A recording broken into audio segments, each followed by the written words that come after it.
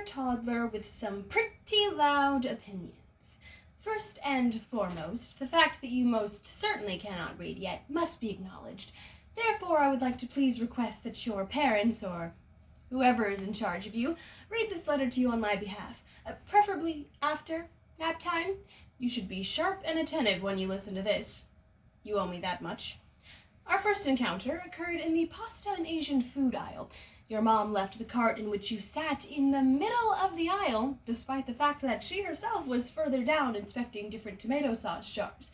Decidedly very bad cart etiquette. I just needed to get to the rice noodles, but I couldn't fit my cart on either side to get by, and moving someone else's cart, particularly when it contains a child that isn't yours, is also decidedly very bad cart etiquette. So, there we stood. Sat, in your case, waiting for your mother to choose between Prego and Bertolli.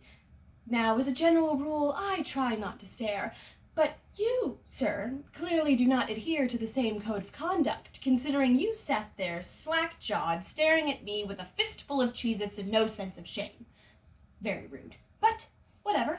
I, being the bigger person, both figuratively and literally, chose not to engage and carried on my way. The next time we would meet would be in front of the dairy coolers, your mom grabbing some 2% and me struggling to reach the Chobani at the back of the top shelf. I didn't even know you were there until you made yourself known. It was just a small chuckle.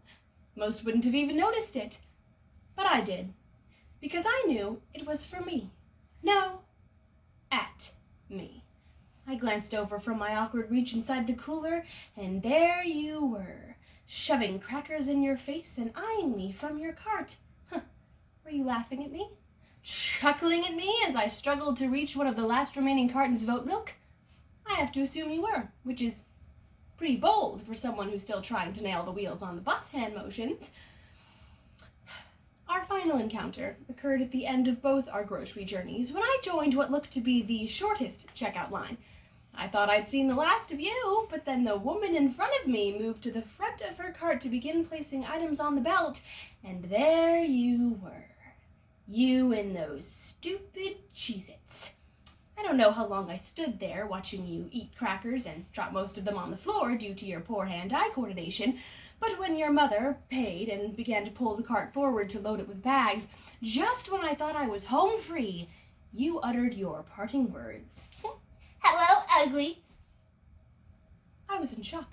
The cashier heard you. Your mother heard you, and did nothing, I might add. You called me ugly in front of everyone in check stand 5, the get-well-soon balloons, and God. First of all, you're the worst. You didn't even call me ugly the way most babies call someone ugly, something along the lines of, you're ugly.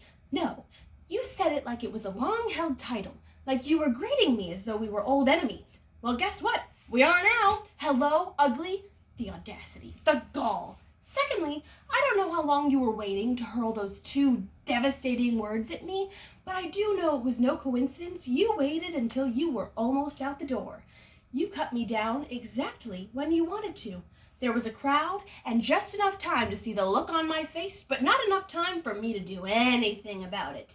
This was calculated. This was evil. Thirdly, you're the worst. Look, I know I wasn't exactly dressed to the nines, but who gets dressed up to go to the grocery store on a Tuesday?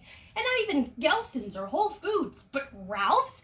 And who are you to judge what I looked like anyway? You were wearing a shirt with a smiley sun that said Beach Day on it. It's October, idiot, dressed for the season.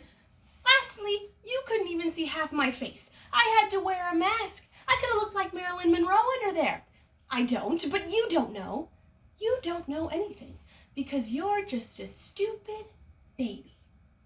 The only thing I regret about that day was not getting the chance to say that to your dumb, Cheez-It-covered face. Thank you, though, for teaching me something about myself. I now know that I would definitely fight a toddler. If they start something, I'll fight any toddler, I don't care. So if we ever meet again, step right up, see what happens, punk.